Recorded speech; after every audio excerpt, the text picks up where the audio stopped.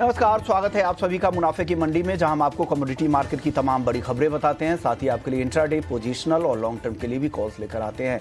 आज हमारे साथ 3 मेहमान होंगे जो आज आपकी मदद करने वाले हैं। 2 मेहमान जो पूरे ही कमोडिटी मार्केट पर अपनी राय देंगे। तरुण सत्संगी हैं, कमोडिटी एक्सपर्ट, और अंकित कपूर हैं, कमोडिटी समाचार सिक्योरिटीज़ के फाउंडर हैं। आप दोनों मेहमानों का बहुत बहुत शुक्रिया। आगे हमारे साथ इस्मा के डीजी दीपक बालानी भी होंगे, जिनसे हम शुगर उत्पादन को लेकर जो नई रिपोर्ट इस्मा की आई है, साथ ही इंडस्ट्री की क्या कुछ डिमांड है और ग्लोबल जो सिनेरियो चेंज हुआ है, टैरिफ को लेकर जो नए रूल्स आए हैं, उसका क्या कुछ असर शुगर सेक्टर पर होने वाला है, तमाम चर्चाएं करेंगे। लेकिन शुरुआत करते हैं चांदी के साथ, क्योंकि चांदी आज कमज़ोर दिख रही है। चांदी अगर रिकॉर्ड से देखें, 1,16,600 के ऊपर का जो रिकॉर्ड बना था घरेलू बाजार में, वहाँ से चांदी करीब करीब 7,000 रुपये टूट चुकी है। अंकित जी, क्या लग रहा है, और नीचे आने की संभावना है क्या? 1,09,800 पे फिलहाल करंट भाव है, इस भाव पे क्या करें या और गिरावट का इंतजार करें? जी नमस्कार विष्णु सर। नमस्कार सर। पूरा मार्केट इस समय अगर देखा जाए तो काफी जो टैरिफ वाला माहौल चल रहा है उसके कारण काफी अनिश्चितता बनी हुई है, और जितने भी एनालिस्ट या फिर ट्रेडर हैं काफी कंफ्यूजन की स्थिति बनी हुई है कि मार्केट के अंदर अभी स्थिति क्या रहने वाली है। आज सुबह न्यूज आई कि जो टैरिफ इंडिया के ऊपर 25% लगने वाला था वो करीब करीब एक हफ्ते के लिए उसको बढ़ा दिया गया है, और बातचीत का दौर आगे जारी रहेगा। तो अनिश्चितता जितनी चल रही है वो आगे भी रहने वाली है। यहाँ पे गिरावट अगर मैं बोलूं तो यहाँ पे केवल एक टैरिफ की वजह से जो गिरावट देखने को मिली थी, तो एक बार वापस से सपोर्ट लेता हुआ दिखेगा। तो 1,09,000 1,08,000 के आसपास अगर सपोर्ट मिलता है तो वहां से एक बार वापस से खरीदारी बनेगी। फंडामेंटल्स में कोई भी बदलाव नहीं हुए हैं, केवल एक शॉर्ट टर्म करेक्शन था जिसकी वजह से गिरावट देखने को मिली है। कोई भी अगर गिरावट वापस से 1,09,300 से 1,09,000 के आसपास मिलती है तो खरीदारी करके चलना बेहतर रहेगा।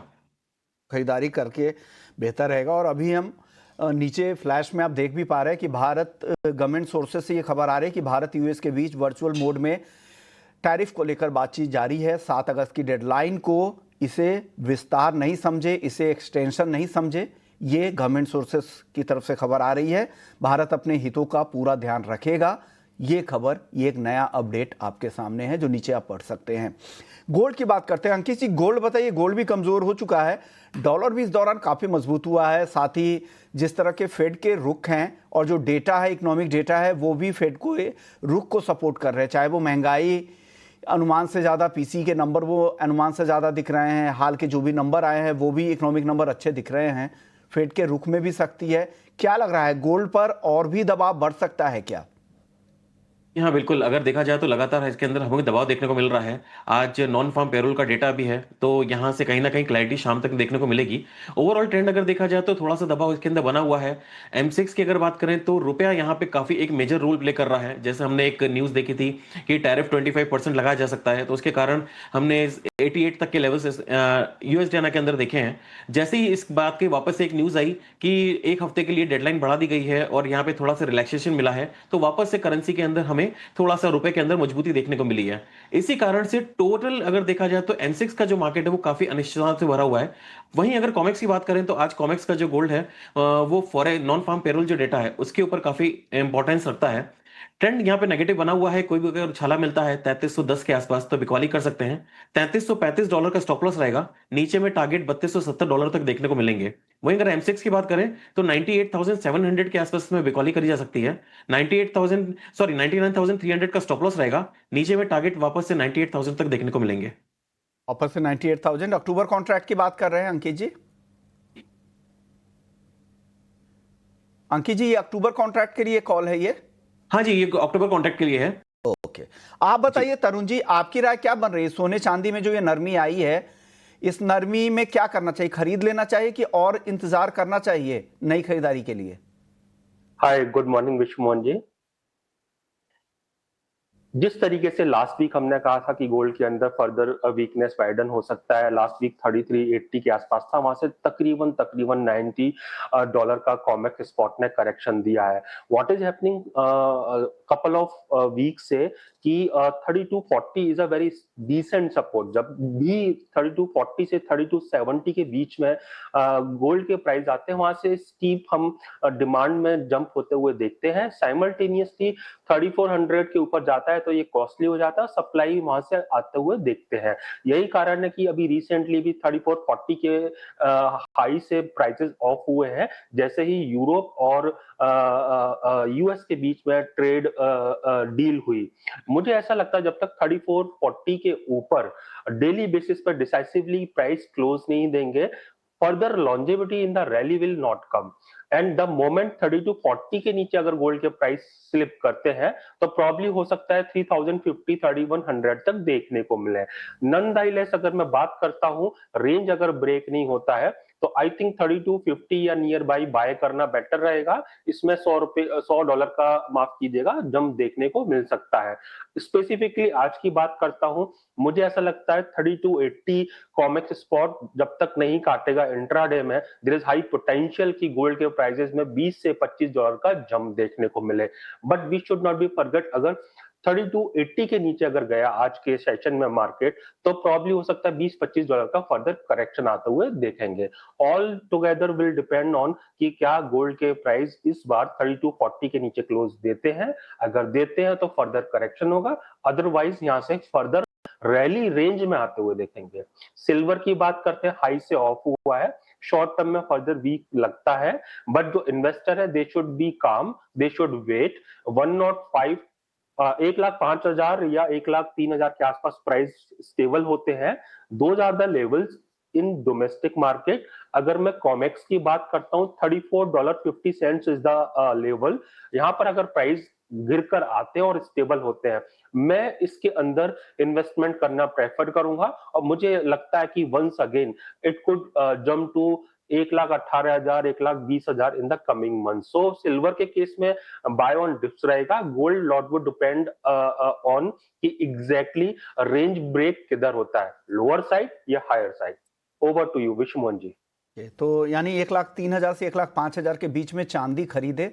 जो इन्वेस्टर हैं उनके लिए सलाह है वापस से 1,18,000 1,20,000 आपको टाइम देना पड़ेगा, अब वेट करना चाहिए। और अगर 3,240 कॉमिक्स पर गोल्ड अगर टूटता है तो फर्दर सेलिंग दिख सकती है, नहीं तो वहां से बाउंस बैक की उम्मीद है। कई सारे एक्सपर्ट 3,240 से लेकर 3,250 के बीच का सपोर्ट लेवल मानते हैं कि वहां से एक सपोर्ट गोल्ड ले सकता है। अगर वो टूटता है तो फर्दर सेलिंग दिख सकती है। कच्चे तेल की बात करते हैं। कच्चे तेल में एक खबर तो ये भी है कि ओपेक प्लस की बैठक होने वाली है और कहा जा रहा है कि इस बार भी साइजेबल उत्पादन बढ़ोतरी हो सकती है। और साथ ही टैरिफ को लेकर चिंताएं हैं ही, रूस पर लगातार दबाव बना ही रहे हैं। 100% सेकेंडरी टैरिफ की बात भी, रूस से जो भी क्रूड खरीदेगा उस पर 100% सेकेंडरी टैरिफ की बात भी ट्रंप कह रहे हैं, धमकी भी दे रहे हैं और साथ ही एक टैक्टिक्स भी अपना रहे हैं कि कैसे दबाव बनाया जाए बाकी कंट्रीज पर। आप बताइए तरुण जी, कच्चे तेल की चाल कैसी रह सकती है? हफ्ते भर में आप देखें तो करीब करीब 5 से 6% की तेजी दिखी है। ये तेजी क्या आगे भी जारी रह सकती है या यहां से अब दबाव बन सकता है कच्चे तेल पर? ब्रॉडर रेंज जो है वो पॉजिटिव है। जिस तरीके से ट्रंप ने रशिया को थ्रेट किया है कि वो यूक्रेन के साथ जो वॉर है, जो कि 3 साल से ज्यादा का हो चुका है, उसको क्लोज करें। अदरवाइज उनका एक्सपोर्ट डिस्करेज करेंगे। दोस्त कंट्रीज जो उनसे बाय करती है उनको भी डिस्करेज करने की कोशिश करेंगे कि वो उनसे बाय ना करें। We should not be forget, Russia is the second largest producer of oil after US. और अगर रशिया से अगर सप्लाई हल्का सा भी कम होता है तो ओपेक प्लस को फर्दर सप्लाई बढ़ाना पड़ेगा to compensate the decremental supply from the Russia, जिसकी वजह से हमने देखा प्राइस में जंप आया। नॉनदाइलेस मुझे ऐसा लगता है $64 WTI में काफी स्ट्रॉन्ग सपोर्ट बन चुका है और प्राइजेस अभी शायद $70 के ऊपर सस्टेन करने की कोशिश करेंगे आने वाले सत्रों के अंदर। प्रॉब्ली $73-74 हायर साइड पे देखे जा सकते हैं। एमसीएक्स में 5500 का बहुत अच्छा बेस बनाया और 5500 से 6000 का जो रेंज था उसको ब्रेक करने की सर्च पर है। Near by price already move कर रहे हैं। मैं $67-66 अगर मिलता है WTI, पोजिशनली बाय करना प्रेफर करूंगा। डोमेस्टिक मार्केट में 5750 या नियर बाई मिलता है, पोजिशनली बाय करना प्रेफर करूंगा। मुझे लगता है कि 6250 6300 इंडिया में और नाइमेक्स में वंस अगेन प्राइस $73-74 देखने को मिल सकते हैं। जी, तेजी दिख रही है। आप भी मानते हैं, आपको भी तेजी दिख रही है कच्चे तेल में, या तेजी जितनी आनी थी आ चुकी है अंकित जी? जी, बिल्कुल, मैं तरुण जी के साथ में जाना चाहूँगा, वहाँ पे बिल्कुल उनका व्यू बिल्कुल सही है कि इसके अंदर जो तेज़ी का रुझान है, वो बना रहेगा। कोई भी अगर गिरावट इसके अंदर मिलती है, अगर 5,900 से लेके 5,800 के बीच में, तो वहाँ पे खरीदारी रहेगी। जैसा पहले भी हमने बात करी थी, यहाँ पे 5500 का एक मेजर सपोर्ट ज़ोन बन चुका है, उसके नीचे जाना काफ़ी मुश्किल लग रहा है और आने वाले टाइम में एम6 की अगर बात करें, तो 6500 से 6700, 6500 से 6700 तक के लेवल्स देखने को मिल सकते हैं। ये जो रशिया वाला टेंशन्स है, अगर वहाँ पे सैंक्शंस वगैरह लगते हैं और ये चीज़ें अगर यूक्रेन वाला मैटर सॉल्व होता है, तो डेफिनेटली हमको 6500 6700 तक के लेवल्स मिलेंगे। और साइकोलॉजिकल भी देखें तो साइकोलॉजिकल भी अगर देखा जाए तो $60 का एक मेजर सपोर्ट बन चुका है और एम6 की अगर बात करें तो यहाँ पे 5500 का लेवल और 5000 का लेवल साइकोलॉजिकल लेवल है, जो काफी एक मेजर सपोर्ट जोन है। बिकवाली करके यहाँ पे नहीं चलना चाहिए। कोई भी गिरावट अगर मिलती है, खरीदारी करके चलना बेहतर रहेगा। चलिए अब बात कर लेते हैं एनजी की चाल देखिए तो आज बिल्कुल सपाट है, 271 रुपये 50 पैसे के आसपास। यहाँ पर क्या ट्रेड लें अंकित जी, कोई ट्रेडिंग कॉल है क्या एनजी की? रेंज अगर देखा जाए तो नेचुरल गैस के अंदर काफी एक सीमेंट दायरे में ट्रेड कर रहा है। 260 नीचे में सपोर्ट बन चुका है और 280 एक रेजिस्टेंस बन चुका है। आज का दिन इसी रेंज में रहने की उम्मीद है और मुझे नहीं लगता कि इसके अंदर कोई बड़ा कोई मूवमेंट होगा। अगर किसी को ऑप्शन में ट्रेडिंग करनी है तो वहां पे एक अपॉर्चुनिटी बन सकती है। 270 का कॉल ऑप्शन और पुट ऑप्शन दोनों यहाँ पे बिकवाली कर सकते हैं। 34 रुपए का दोनों का एवरेज रहेगा। 37 रुपए का स्टॉप लॉस लगाएंगे। 28 रुपए से लेकर रुपए तक के टारगेट्स में देखने को मिल सकते हैं। ऑप्शन यहाँ पे बाय करना थोड़ा सा रिस्की रहेगा क्योंकि थोड़ा सा महंगा है। बेच के अगर काम करेंगे तो थोड़ा सा बेहतर रह सकता है। ऑप्शंस यहाँ पर बेच करके राइटिंग करने की सलाह यहाँ पर दी जा रही है एनजी में। बेस मेटल्स में कॉपर में थोड़ी रिकवरी दिख रही है, 880 के आसपास है। जिस तरह से कॉमेक्स कॉपर का प्रीमियम खत्म हुआ, अचानक से 20% से ज़्यादा की गिरावट हमने देखी थी। हालांकि आज वहाँ पर भी कॉमेक्स कॉपर में भी हल्की रिकवरी है। तरुण जी, आपका आउटलुक क्या है कॉपर को लेकर? मीडियम टर्म जो आउटलुक है कॉपर का बुलिश है, मेरे को फर्दर रैली दिखती है।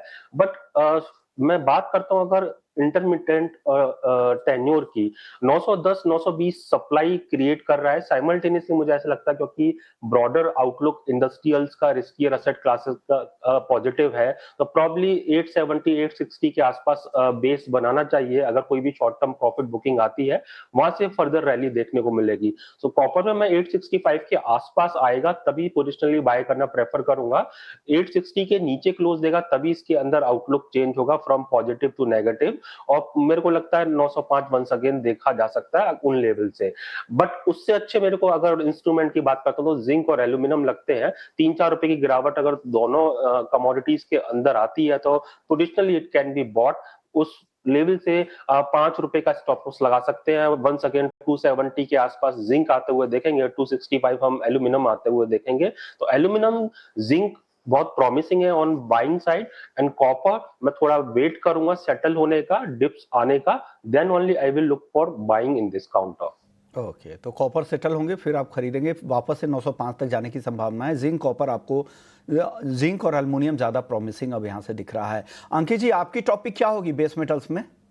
अगर मैं टॉपिक की बात करूं तो यहाँ पे कॉपर ही रहेगा। कॉपर एक रेंज में जिस तरह से कल गिरावट देखने को मिली है और जो 860 रुपए के आसपास का इसने लो लगाया है, तो यहाँ पे कोई भी उछाला अगर मिलता है तो यहाँ पे 883 के आसपास में बिकवाली करी जा सकती है। 887 का स्टॉप लॉस रहेगा। वापस से नीचे देखो दबाव देखने को मिलेगा और 873 तक के टारगेट्स हमको देखने को मिलेंगे। अगर 873 का लेवल टूटता है तो फिर फर्दर डाउनसाइड पैनिक, जैसे तरुण जी ने बोला, 867 से 860 तक भी देखने को मिल सकता है। फिर वहां पे काफी एक मेजर सपोर्ट रहेगा, वहां पे खरीदारी की फिर राय रहेगी।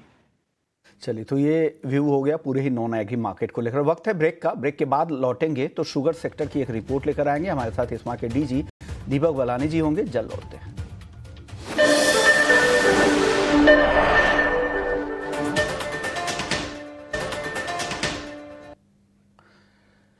ब्रेक के बाद आपका स्वागत है और आप देख रहे हैं मुनाफे की मंडी। अब हमारे साथ एक खास मेहमान हैं, Indian sugar and bio energy manufacturers association के डीजी, इस्मा के डीजी दीपक बलानी जी है। बहुत बहुत शुक्रिया सर, आपने वक्त निकाला है। सर, आप लोगों की नई उत्पादन की रिपोर्ट है अगले सीजन को लेकर।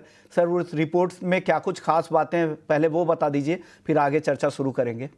नमस्कार विश्वन मोहन जी। नमस्कार सर। इस्मा ने कल अपना पहला एस्टिमेट शुगर प्रोडक्शन 25-26 को रिलीज किया और इसका बेसिस ये था कि जो हमने पिछले महीने जुलाई के फर्स्ट वीक में हमने पूरा सैटेलाइट इमेज एकरेज का लिया और उसके ऊपर से साइंटिफिक यील्ड एस्टिमेशन करके और मैनुअली भी उसको वेरीफाई किया प्लॉट्स में जाके, तो एक एग्जॉस्टिव प्रोसेस हमने यूज किया, both science and the manual verification.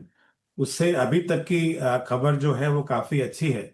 और जो पहला एस्टिमेट है उसमें ऐसा लग रहा है कि जो पूरे भारत का जो ग्रॉस शुगर प्रोडक्शन होगा वो लगभग 349 लाख टन होने की उम्मीद है। और ये इस वजह से भी है कि जो महाराष्ट्र और कर्नाटका में एक तो एरिया बढ़ रहा है, और उससे भी महत्वपूर्ण बात यह है कि वहाँ पे क्योंकि पानी की अवेलेबिलिटी अच्छी है, और प्री मॉनसून जो बारिश हुई थी और उसके बाद भी जो बारिश कंटिन्यूड है, उससे वहाँ की ईल्ड में काफी इम्प्रूवमेंट हुआ है और कुछ रिकवरी में भी इम्प्रूवमेंट हुआ है। और इस वजह से हमें लग रहा है कि महाराष्ट्र और कर्नाटका में काफी अपसाइड है। लगभग 132 लाख टन तो लगभग महाराष्ट्र का ही हो जाएगा, जो पिछले साल लगभग 81 के आसपास था। तो वहां पे एक बड़ा जंप देखने को मिल रहा है। और जहां तक कर्नाटका का सवाल है, लगभग लास्ट ईयर लगभग 54 लाख टन था ग्रॉस, और वो लगभग 66 लाख टन तक होने की उम्मीद है। यूपी में एरिया थोड़ा घट रहा है 3% के आसपास, बट क्योंकि पिछले साल जो है रिकवरी काफी नीचे थी, इस बार रिकवरी कुछ इम्प्रूवमेंट दिख रहा है और हल्का सा मार्जिनल यील्ड में भी इम्प्रूवमेंट है। तो वहां पे एक मार्जिनल इंक्रीज होता हुआ दिख रहा है। लगभग 100 था पिछली बार, इस बार 102 103 लाख टन के आसपास है। तो ऐसा लग रहा है कि लगभग 349 लाख टन का प्रोडक्शन है ग्रॉस। और ये अभी तक का एस्टिमेट है। अगर ये मान लीजिए बारिश आगे भी कंटिन्यूड होती है तो हो सकता है कि यहाँ से कुछ अपसाइड जाएगा। इसलिए इस्मा ने ये भी डिसाइड किया है कि हम दूसरा एस्टिमेट जो है वो हम सितंबर में फिर से लाएंगे, और एक हम पूरा असेसमेंट अगस्त एंड में और सितंबर फर्स्ट वीक में फिर से करेंगे। और क्रॉप के हेल्थ के ऊपर और क्रॉप के इकोसिस्टम के हिसाब से हम एक रिवाइज्ड शुगर प्रोडक्शन जो है वो सितंबर में फिर से जारी करेंगे। एग्जॉस्टिव एक सर्वे आप लोगों ने किया है, अच्छी बात है सर। लेकिन सर पिछले साल के बेस से अगर तुलना करते हैं पिछले सीजन से नए अगले सीजन का, तो 18% ज़्यादा उत्पादन तो दिख रहा है। लेकिन आप लोगों ने डाइवर्जन के लिए, एथनॉल के लिए 50 लाख टन की डिमांड रखी है, और 20 लाख टन ऊपर से आपको एक्सपोर्ट के लिए भी मांग कर रहे हैं। ऑलरेडी हम इस बार हमारा उत्पादन कम था, 261 लाख टन आपकी तरफ से नेट था और 295 lakh ton gross, 34 lakh ton diversion को मिलाकर। तो क्या लग रहा है ये इतना क्या संभव हो पाएगा? फिर आपको क्लोजिंग स्टॉक भी रखना है, 280 लाख 290 लाख टन खपत के लिए भी रखना है। देखिए, इस साल का जो क्लोजिंग स्टॉक होगा लगभग वो 52 से 53 लाख टन होगा, और वो लगभग 2 महीने का स्टॉक सफिशिएंट होता है। और इस बार क्योंकि 25-26 का सीजन जो है वो लगभग जल्दी शुरू होने की उम्मीद है, क्योंकि दिवाली भी जल्दी है। तो नई चीनी जो है मार्केट में 3rd वीक या 4th वीक अक्टूबर में ऑलरेडी आ जाएगी। तो स्टॉक का तो कोई प्रॉब्लम है नहीं। आपको ये भी देखना पड़ेगा कि अगला सीजन जो 26-27 है वो शायद 25-26 से और बेहतर होने की उम्मीद है। तो आपको बहुत ज्यादा चीनी स्टॉक में रखने की आवश्यकता नहीं है, क्योंकि उस पर डाउनवर्ड प्रेशर आता है हमारी प्राइसिंग के ऊपर। तो मुझे लगता है एक बैलेंस क्रिएट करना बहुत जरूरी है। डोमेस्टिक कंजम्पशन इस बार भी लगभग 279-280 मैक्सिमम होगा। अगले साल 284-285 हो जाएगा। और उसके साथ अगर हम 50 लाख टन को डाइवर्ट करें और लगभग 20 लाख को हम एक्सपोर्ट करें, तो एक शुगर के पूरे स्टॉक में इक्विलिब्रियम रहेगा। और उससे जो वायबिलिटी आएगी वो बहुत इंपॉर्टेंट है, क्योंकि अल्टीमेटली सबसे बड़ी चिंता की बात यह है इस वक्त कि इतना बड़ा प्रोडक्शन होगा तो कहीं ऐसा ना हो कि केन पेमेंट में प्रॉब्लम हो जाएगी, कहीं उस पर प्राइसिंग के ऊपर डाउनवर्ड प्रेशर ना आ जाए। इसीलिए बहुत इंपॉर्टेंट है कि 50 लाख टन का diversion subject to the ethanol pricing बहुत इंपॉर्टेंट है, और उसके साथ लगभग 20 लाख का एक्सपोर्ट ये हो जाएगा। और एमएसपी जो आप एक बहुत बड़ा मुद्दा हम मिस करते हैं कि एमएसपी की बहुत ज्यादा रिक्वायरमेंट है, क्योंकि अभी तो आपका मार्केट रेट अच्छा है, but going down the line अगर नवंबर दिसंबर में क्योंकि हमारे पास इतनी चीनी आ जाएगी मार्केट में, तो कहीं रेट हमारी डिप्रेस ना हो जाए पिछले साल की तरह, कॉस्ट ऑफ प्रोडक्शन से नीचे ना चले जाए। तो एक एमएसपी का रिविजन जो है वो बहुत इंपॉर्टेंट है। तो इस वक्त हमारे पास 3 बड़े मुद्दे हैं। एक तो इथेनॉल डाइवर्जन का है, इथेनॉल प्राइसिंग का है, एक्सपोर्ट का है और एमएसपी का है। ये ओके। तीनों चीज बड़े इंपॉर्टेंट है इस वक्त, जिस तरह से हमें शुगर प्रोडक्शन दिख ओके, रहा है। बिल्कुल 4 मुद्दे लगातार आप इस तरह की डिमांड उठा भी रहे हैं कि एक तो एक्सपोर्ट 20 लाख टन इस बार, 50 लाख टन का डाइवर्जन, इथेनॉल की प्राइसिंग को लेकर और साथ ही एमएसपी लगातार बढ़ाने की जो 2018 से चेंज नहीं हुई। सर, एक सवाल है कि टीआरक्यू कोटे की जो चीनी है इस पर अमेरिकी टैरिफ लागू नहीं होगा, क्या ये सही है? कहा जा रहा है कि टीआरक्यू के तहत भारत से जो 8,606 टन चीनी कम टैरिफ पर एक्सपोर्ट की अनुमति दी गई है, क्या वो उस टैरिफ से बाहर रहेगा क्या? एक तो क्वांटिटी बड़ी इनसिग्निफिकेंट है, बहुत ही छोटी क्वांटिटी है। दूसरा, क्योंकि ये ऑर्डर बड़ा रिसेंट है, हम भी स्टडी कर रहे हैं और हम सरकार से हमने क्लैरिफिकेशन मांगा है कि वेदर जो ये टीआरक्यू वाला जो कोटा है उसमें लगेगा नहीं लगेगा। हम भी अभी आपको ये क्लैरिफाई बहुत 100% नहीं कर सकते। हम आपके पास इस मुद्दे को लेके फिर से आएंगे, एक बार हमें क्लैरिफिकेशन सरकार से आ जाएगा। इथेनॉल इंपोर्ट को लेकर दबाव वहां से बनाया जा रहा है भारत पर, क्या लग रहा है, ये जायज है क्या? देखिए, मैं जायज और नाजायज में नहीं पढ़ूंगा, लेकिन आप ये देखिए कि इथेनॉल ब्लेंडिंग का प्रोग्राम जो है इसका फाउंडेशन क्या है। इसका मेन फाउंडेशन हमारे किसान हैं और सरकार ने हमेशा ये रीइटरेट किया है कि ये प्रोग्राम जो है ये हमारे किसानों के लिए है, किसानों की इनकम को बढ़ाने के लिए। जब से सरकार ने इथेनॉल ब्लेंडिंग प्रोग्राम शुरू किया है उसके बाद जो गन्ना किसानों की जो आमदनी में फर्क आया है वो आप सब जानते हैं। दूसरा मुद्दा था कि हम अपने इंपोर्ट बिल को, क्रूड के इंपोर्ट को कैसे कम कर पाए। तो ये दोनों मुद्दे तभी पूरे होते हैं जब हमारा होम ग्रोन इथेनॉल ही यूज हो। सरकार की जो पूरी इथेनॉल ब्लेंडिंग प्रोग्राम, जो इतना अच्छा प्रोग्राम सरकार ने लॉन्च किया था और हमारे प्राइम मिनिस्टर ने उसको लीड किया और उनके विजन से आज हम लोग 20% कर पाए हैं, और जो पूरा इकोसिस्टम स्कीम का क्रिएट किया उसकी वजह से इंडस्ट्री ने लगभग 40,000 करोड़ इन्वेस्ट किया है। तो ये 3 या 4 मुद्दों को देख के मुझे नहीं लगता है कि इथेनॉल इंपोर्ट सरकार अलाउ करेगी, क्योंकि हमारे पास सफिशिएंट कैपेसिटी है ताकि हम अपनी डोमेस्टिक नीड्स को मीट कर पाए। ओके, शुक्रिया दीपक जी, आपने वक्त निकाला, वक्त कम है लेकिन आपने सारे मुद्दों पर अपनी बात रख दी, शुक्रिया आपका। अंकित जी, तरुण सर, आप सभी का बहुत बहुत शुक्रिया, आप लोगों ने वक्त निकाला, हमारे दर्शकों को अपने रिसर्च के जरिए गाइड किया। एग्री पे बहुत ज़्यादा बात नहीं हो पाई आपसे तरुण जी, अगले शो में बात करेंगे। चलिए, मुनाफे की मंडी को यहीं समेटते हैं, ब्रेक के बाद आपके लिए एफएनओ जंक्शन लेकर आएंगे, लेकिन जाने से पहले आपको बता दें कि महीने की शुरुआत में अक्सर बड़े बड़े पैसों के काम होते हैं, जैसे सैलरी आती है, बिल भरने होते हैं, खर्चों की प्लानिंग होती है। लेकिन जिस तरह हम अपने खर्चों की प्लानिंग करते हैं उसी तरह अपने निवेश की प्लानिंग करना उतना ही ज़रूरी है। इसी आदत को बढ़ावा देने के लिए एसबीआई म्यूचुअल फंड और टाइम्स नेटवर्क मिलकर एक खास राष्ट्रीय इन्वेस्टर अवेयरनेस पहल शुरू कर रहे हैं, जिसका नाम है भारत निवेश, बेहतर कल। इस पहल का मकसद है भारतीयों में लगातार निवेश करने की आदत को प्रोत्साहित करना ताकि वे अपना आर्थिक भविष्य सुरक्षित कर सकें।